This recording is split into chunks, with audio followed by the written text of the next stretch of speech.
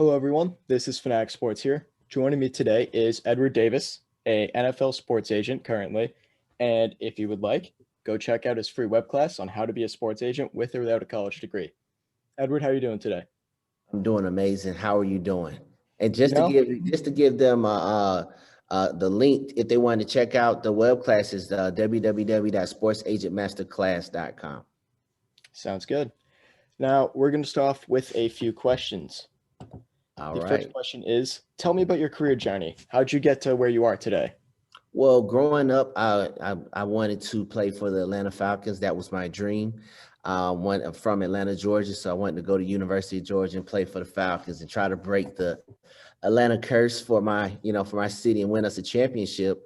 I see you got the Patriots up there, and so we got close not too long ago. But them Patriots, they ruined it for us. But I wanted to play in the NFL, but unfortunately, that didn't happen for me. So I Mhm. decided to pivot, and I wanted to stay close to the game and be an advocate for players. So I got into athlete representation. So once I got out of school, I ended up going to not university, but Georgia State University, and Mhm. got my master's in sports administration. And then from there, got into the business, and I started CheckMate Sports in 2018. I got certified in 2019, and we've been running ever since. Sounds great. Now, another question. What are keys to success as a professional, in your opinion? I think the key to success is to learn from others' mistakes. A lot of the thing about success, it leaves clues. So if you pay attention to people who are successful, and you model, I didn't say copy, but model yourself after them, it tends to help you, in your career moving forward. Yeah. Now, I really like that you said that you like base some stuff off of other people's mistakes. What are some things that you learned from other people? That's a good question. The thing I learned from other people is to move correctly. Mm, A lot of times, especially when you're an entrepreneur, you want to get into the business, you want to move fast, and actually, sorry, you're fine. I tried to move fast myself when I first got into the business, but I quickly started to realize that uh, it's not about the speed; it's more about the direction that you're moving in, and I really Yeah. think that's important for something that I learned from other people. You can be busy but not being productive, and I think that's something I learned in the past. I really like that speed and direction point you just made. Now, another question. Who are some of your clients? How did you find them? And what made you want to go after them? Okay, so right now we just signed Trajan Stevens McQueen from Georgia State University, Hmm. inside linebacker. Very talented individual. We just signed him. Literally, was it a couple days ago? And brought him on to Checkmate Sports. We're really excited about him. I think he had a very good, productive career out of Georgia State University. I think that this guy's going to get in the league. He's going to make a team in with his work ethic. I think he's going to have a long career. I really like his size, and I like the because I feel like the NFL is headed towards a direction where they're not really care about size. You don't have to be Yeah. 6'4", 6'5". It's more so about skill and Hmm. production. And with all these mobile quarterbacks and these running backs like Alvin Kamara coming out the backfield, they need linebackers that could cover and that could make tackles in open field. And I feel like his skill set, he does a good job of showing that. But last year we represented Travis Reed from South Alabama. He ended up going to the Indianapolis Colts on draft day, and Christian Angelo, he ended up going to the New York Giants out of Hampton University on draft day. Sounds great. I did some research on both those players beforehand because I saw them on your Instagram. Seemed like great players with a bright future as of right now. Now, what is your favorite part about being an agent in the NFL? Like, what makes it enjoyable to you? That is a really, really good question. I think there's a misconception that being an agent is really a sexy and a glamorous job because you know, the movies and TV shows do a good job of highlighting that and pushing that narrative. But for me personally, I think the best part and the most rewarding part is knowing that I'm playing a role in changing and changing somebody's life for the better. Being knowing that like for example, our client Travis Reed, um, if we would have never signed him, he said he would have been a truck driver. So the fact that the fact that we was able to I was able to meet him. He is an outstanding individual, and to be able to make a difference in his life and allow him to put him in the NFL and possibly change his future. That was an amazing experience for me. Yeah. Now, going off of that, how do you necessarily find clients? Oh, If it's you know a what I mean? bunch of ways to find clients, but I think the best way and the most uh, efficient way is just to reach out to them via social media. So if you're Yeah. watching the game and you see a guy score 4 touchdowns and they say his name is John Doe, you just look up on Twitter, Instagram, Facebook. 9 times out of 10, they have an account, Yeah. and you just reach out to them for there. I mean, that's exactly how I found you. I saw an ad on Instagram, my Explore page, and I'm like, you know what? That'd be a pretty interesting interview to have a sports agent. I mean, that's what I want to do with my life. That's what I'm going to school for, sports leadership and administration at UMass Boston. Okay. So, I mean, like, I felt like it'd be a great idea to hit you up. And I guess that's exactly how it works nowadays in the 2021 technology age. Yeah, isn't that Now, good? yeah, it's great. What advice and or resources do you recommend for anyone at this point in their career trying to be a sports agent or something in the sports world, no matter what it is? If I'm in college right now, I'm investing in building my brand. So if you want to become a sports agent right now, do what you're doing right now. Keep interviewing agents, building relationships, Mm-hmm. um, and try to um, turn yourself into an expert. Yeah. So figure out a way to what can you study, what can you become an expert on, and then use that to podcast and YouTube and get on Clubhouse and do those things and prepare yourself for once you're done. Because the thing about this industry is nobody's coming to save you. Yeah. So you're going to have to basically save yourself. And one of the ways that I think you can do that is to become an expert. And if if you show that you're valuable, then agencies and players, they will value that. Jobs, opportunities will come, and clients will flock to you. I really like that like you're on your own type of thing you just said. Like it really shows how like hardworking you have to be to even get an entry point into this world of sport, this industry. Yeah. Now, this is just like some more like randomer questions. What is your favorite part about the league today and college football? That's a really good question. My favorite part about college football, I think it's just okay. My favorite part about the NFL is it's any given Sunday. You never Yeah. know. The number one team in the world can lose to a team that's never won. Yeah. It's just I I mean, love the competitiveness of college. I mean of the NFL, and then when it comes to college sports, I love the tradition. yeah, like the Alabama Clemson type of thing. Yeah, Alabama, Clemson, Georgia Tech, Yeah. USC versus Notre Dame. I just love the Yeah. tradition of it all. Yeah. Now, I like that point you just said where like the number one team in the world could get shocked. Like, I mean, obviously it's Tom Brady, but did we really I expected the Chiefs to win that game, but then like their tackles got hurt. So I mean, stuff like that happens. It's all about game plan. Like in all honesty, who did you have winning the Super Bowl come playoff time? Like come wild card weekend? in hindsight 2020, hindsight 2020, it looks like Tampa Bay should have won. They had Yeah, the better defense. I mean, the offense was just as talented, but of course, going into the playoffs, I thought it was going to be Green Bay and Kansas City. Chiefs. Yep. Yeah. I really wanted the Bills to make it because I wanted to see Tom Brady beat the Bills for like the 100th time.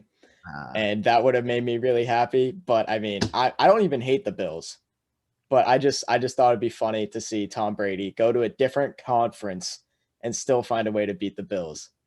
yeah, Now, I think Tom Brady has cemented himself as the GOAT. oh, 100%. Now, you Yeah. said you're a Falcons fan, correct? Yes. What are your thoughts on the Falcons' future? I almost made a video about it.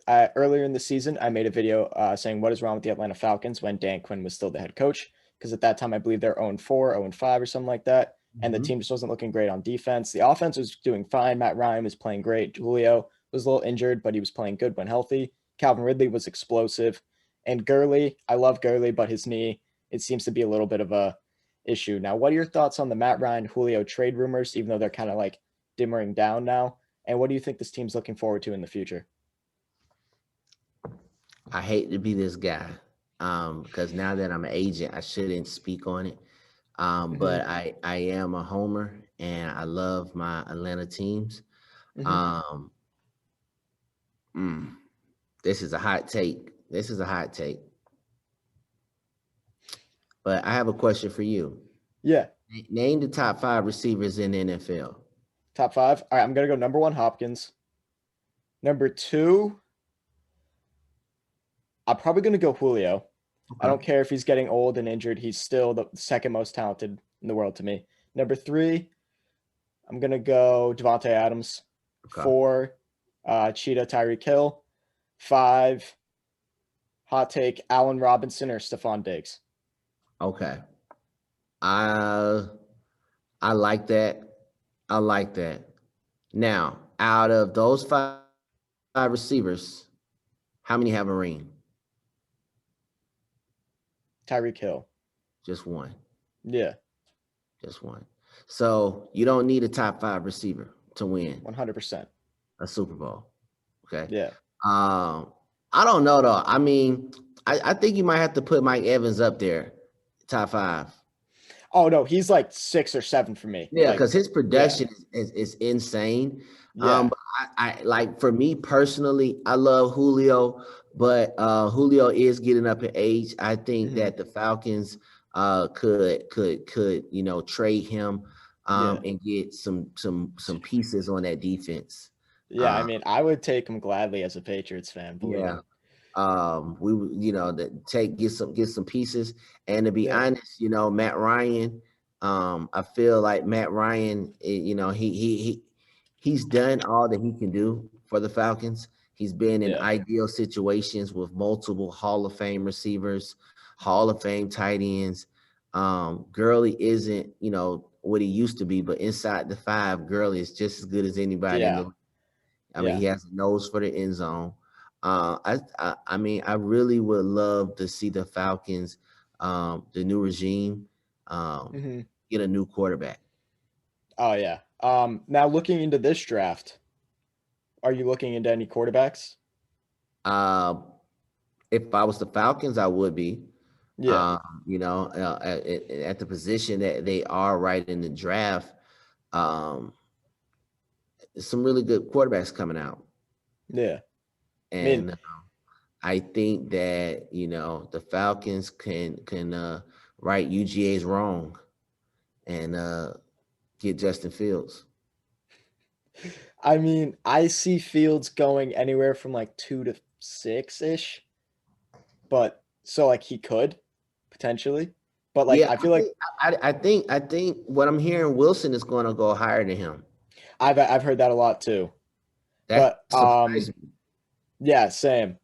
But like it's also the thing with Fields is that from what I've seen is he's not the best thrower. He's really good at deep balls, and as you know, everyone's open in college. Like it's not like the NFL where you have to scheme open, where you actually have to like Like in college, Devontae Smith, great player, but he was always open. That's why Mac Jones looks so good. If you just look at like the stats, but if you actually look at the film, Mac Jones, good player, but he's not as good as everyone may think he is, just because he has Devontae Smith wide open down the field every play. You know what I mean? Yeah. And like, so with Justin Fields, it's kind of the same thing. Like he was a really good deep ball thrower, but if you look at the intermediate and short, he wasn't amazing. You know what I mean? I definitely think he has the tools, and I think the way the league is transitioning to mobile quarterbacks, and I think his skill set is Mm-hmm. so the potential of what he can be is really interesting, and I Yeah. think the upside far outweighs the risk. Yeah. So going off of that mobile quarterbacks thing, recently in the past couple months, I made a video that running quarterbacks are not the future of the league. Let me define that before you question me. I'm Okay. saying running like Mike Vick, Lamar Jackson, but I Right. said that Lamar Jackson is an exception because obviously he's a very talented player. But people like that, like we had like Terrell Pryor recently, people Hmm. like that, or like Cordell Stewart, who was had a couple seasons, but really overall wasn't that great at quarterback. I said Mm. that they weren't the future, but I clearly defined the difference between that and mobile. Mobile is like a Russell Wilson, a Patrick Mahomes. You know what I mean? So, do you think that running quarterbacks are necessarily the future, or do you think it's more like mobile? Mobile. Yeah. Yeah. Okay. Mobile. Yeah. Mobile. Mobile is always going to be better than a run first quarterback. I Yeah. think 100%. yeah, the game is still a passing game. Mhm. Um yeah. Yeah, I think that's I mean, I don't think that is even an argument. Yeah. Okay. Yeah. Because I received like little flack for that, like a little hate, but like I was like, how? How could I possibly be wrong in this situation? Because we've seen running quarterbacks get injured. We've seen them fail in the playoffs. Like Michael Vick, great player. Did he ever get to the Super Bowl? No. He had good teams in Philly and Atlanta. Like his Atlanta teams are nice. He had a couple years in Philly. And then, Lamar, he's had one playoff win in his 3 years starting. And he played the Titans 2 years ago and lost to like a 9-7 team that Derrick Henry used Earl Thomas as a blocker. Right. So, Yep. I I mean, remember. I feel like you need a actual pass game to even get far because in those clutch situations, you can't really run because if you don't get out of bounds, the clock keeps going and it could really just like screw you over in the end. I mean, you definitely can win with a run first quarterback. It just Hmm. has to be in a system similar to Lamar's. Yeah, Like 100%. yeah, like he's in an ideal situation Hmm. where he has a great defense. Don't turn the ball over a lot. Do what you can do and let the defense, bring it home. And I think a good example of that is when Peyton Manning won his second Super Bowl Hmm. with the Broncos because he wasn't a runner or a passer. And Peyton's my favorite quarterback of all time, but that Super Bowl that they played Carolina, that defense Hmm. won it all. Yeah, You know, 100%. so it just depends. If you have a defense that's supremely talented, you can do a lot. Russell Wilson, his first couple of years, uh, he wasn't the same guy he is today. I Yeah. remember them playing my Falcons and they were giving us hell, but he was able to pull it out. Yeah. Now, I'm going to go back to the sports agent part a little bit. Hmm. This is one that I probably should have followed up on earlier. What is your least favorite part about being an agent? I think just the fault the how the business part of it. A lot of Yeah. people, um, fake like they wanted to, like their friends and family, and we in it together. Oh man, sorry, man. These late nights. Yeah, you're fine. The thing I notice about the business is a lot of people want their cake and eat it too. They want Yeah. family, they want friends, but then they also want to be paid. They also want resources, and the thing about it is it's like you know agents get a bad rap because they say we're the boogeyman, or agents do things that are unethical. but they don't tell the story or the part about the guys who try to do it the right way, but they miss out on clients because the clients don't, or the parents of the clients don't want those things. Yeah. So like if you're a good guy and you talk to a guy for 3-4 years, give him sound advice, build the relationship, and then 2-3 weeks before his season's over, a top 5 firm come in and drop a bag on him and his mom or his dad, and then they go with that firm over Yeah. you because you didn't pay them. It's kind of it leaves a bad taste in your mouth. And then Yeah. those same clients and the parents will get the raw end of a deal from those top 5 firms, and then will get on the news and say agents don't care about us. No, Yeah. you didn't care about the agents that cared about you. You just wanted a bag. Money. Yeah, Yeah. you wanted money, and that's I try to tell people all the time, you chase the cheese, sometimes you fall into a trap. I love that quote right there. Yeah. Now, going off of that, obviously people do love money, but there are some situations where maybe they grew up in like a bad situation. Maybe they aren't like the most wealthy family. Maybe they're poor. I mean, like, obviously, I personally would value a relationship over money, but some people see that money and are like, this could help my family out right now rather than potentially in 5 years. Do you think that like you can understand it from that perspective? Oh, I'm all Yeah. for athletes getting paid, especially with the new legislation that's about to pass that's going to allow student athletes to get paid off of their Yeah. name and likeness. What I'm Yeah. saying is, you shouldn't pick, like, if you choose money over loyalty or opportunity, you get what's coming to you, Yeah. and that's the problem. A lot of people are for sale. It's not about the relationship. It's about who's going to pay me more. Yeah.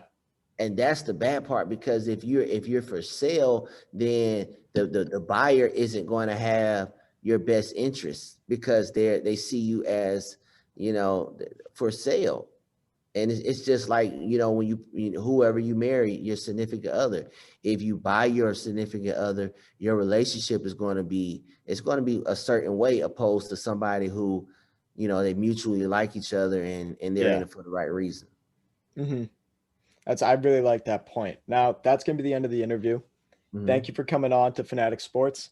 Hope you all enjoyed and have a wonderful day.